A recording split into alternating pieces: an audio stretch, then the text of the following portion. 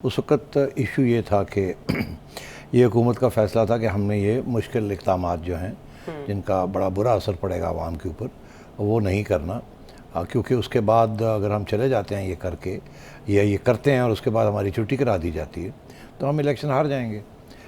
और उस वक़्त मेरा ये मौक़िफ़ था कि इस्टेब्लिशमेंट की तरफ से ये सोच है वहाँ कि ये मुश्किल इक़दामात ये करें, उसके बाद इमरान खान का बड़ा सख्त प्रेशर है, इसलिए हमने वो एक इलेक्शन की तरफ जाना है। अच्छा।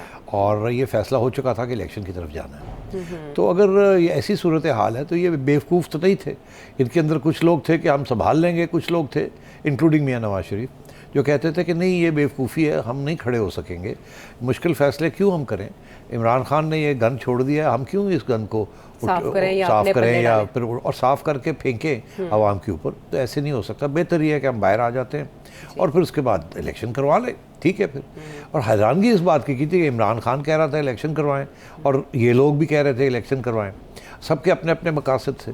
मगर जो उस वक़्त नवाज शरीफ साहब की जो राय थी वो यही थी कि हम अब गवर्नमेंट में नहीं रहेंगे, अगर इलेक्शन आपने करानी है तो फिर ये मुश्किल इक़दामात जो हैं ये आप केयर टेकर से करवा लें, हम नहीं करेंगे। अच्छा। और अगर आपने इलेक्शन नहीं करानी है और 1.5 साल हमें वक्त देना है तो फिर हम कर देते हैं सारा कुछ। तो इसके ऊपर बात अड़ी हुई थी और इस्टेब्लिशमेंट भी पीछे नहीं हट रही थी, इमरान खान भी पीछे नहीं हट रहा था, वो भी कह रहा था कि हमने लॉन्ग मार्च करनी है, इलेक्शन लेनी है। और तो इस किस्म की सूरत हाल थी। तो उसमें ये फ़ैसला हुआ था लंदन के अंदर कि हम अब हुकूमत छोड़ देंगे, कि हमें कोई गारंटी नहीं है कि हम 1.5 साल रहेंगे, ये बात थी। तो मैंने इसीलिए ये कहा था कि अब सूरत हाल उधर चल रही है। इमरान खान की धमकी थी, दूसरी तरफ इस्टेब्लिशमेंट का ये रिक्वायरमेंट थी कि इलेक्शन की तरफ जाना है हमने, और तीसरी तरफ ये था कि हम तो 1.5 साल रहना चाहते हैं।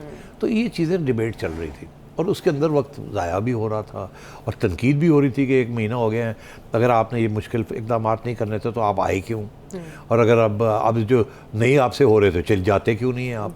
और वो मतलब है कि वो डिसाइड नहीं कर पा रहे थे क्योंकि उनको क्लियर नहीं हो रही थी कि इस्टेब्लिशमेंट की पोजीशन क्या है और इमरान की पोजीशन क्या है। इमरान ने उस वक्त तक डेट भी नहीं दी थी। जी ऐसा ही है।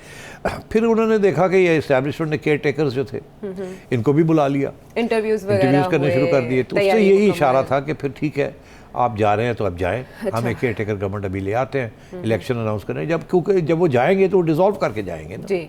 तो उन्होंने डिसॉल्व करनी थी, चले जाना था, इलेक्शन कॉल हो जाने थे, केयर टेकर आ जाने थे जी। और इलेक्शन जो है वो अगस्त में हो जाने थे। तो ये चीज़ें चल रही थी, केयर टेकर्स की तैयारी हो रही थी, उधर वो सोच रहे थे कि हम जाएं या रहें, उधर इमरान खान सोच रहा था मैं डेट दूं या ना दूं। तो ये चीज़ें चल रही थी, मगर नवाज शरीफ साहब ने अपनी जो राय थी वो दे दी थी कि हम नहीं रहेंगे, हम चले जाएंगे, अगर ये इलेक्शन फौरी तौर पे चाहते हैं तो फिर ये IMF के साथ खुद ही बात कर लें।